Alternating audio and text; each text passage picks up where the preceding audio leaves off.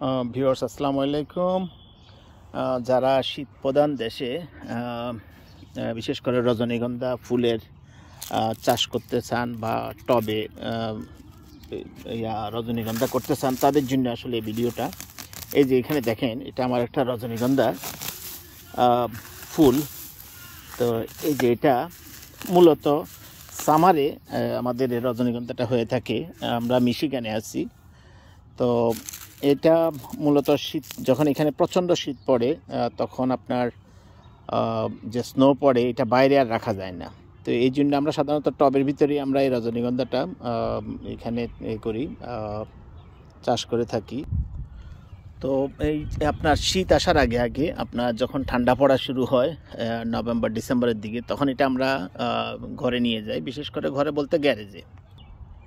এই যে প্রায় 3 থেকে 4 মাস আপনার গ্যারেজে থাকে। এই যে আপনার মে মাসের দিকে আমরা এটা এই যে ঘর থেকে বের করলাম, এখন তো গরম পড়তেছে, এটা আমি এখন রিপোর্টিং করব। তো রিপোর্টিংয়ের জন্য আমি যেটা করছি, এই যে আপনার পটিং মিক্স, এই অর্গানিক চয়েস, আপনার মিরাকেল গ্রোথ, এই যে এই মাটিটা আমি ইউজ করতেছি। আর এই যে আমি নতুন একটা পটে আমি এটা চেঞ্জ করে দিব, মাটিগুলো শুধু চেঞ্জ করে দিব। তো কিভাবে আমি চেঞ্জ করতেছি এটাই আপনাদের সাথে যা শেয়ার করা।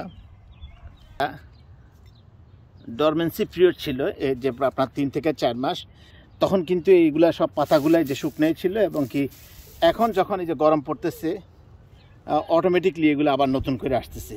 এই যে দেখেন, আমি শুধু এটা থেকে আলাদা করব, আলাদা করে মাটি একটু কমাই দিয়ে নতুন পটে আমি দিয়ে দিব। এই যে আমরা এটা, এই যে এখানে দেখেন শিকড়গুলো অনেকটা নষ্ট হয়ে গেছে, আমি এগুলো সব চেঞ্জ করে দিব, একটু ফেলে দিব। এই যে দেখেন, আমি আগের মাটিগুলা, যেটা গত বছরের, এই মাটিগুলো ফেলে দিলাম।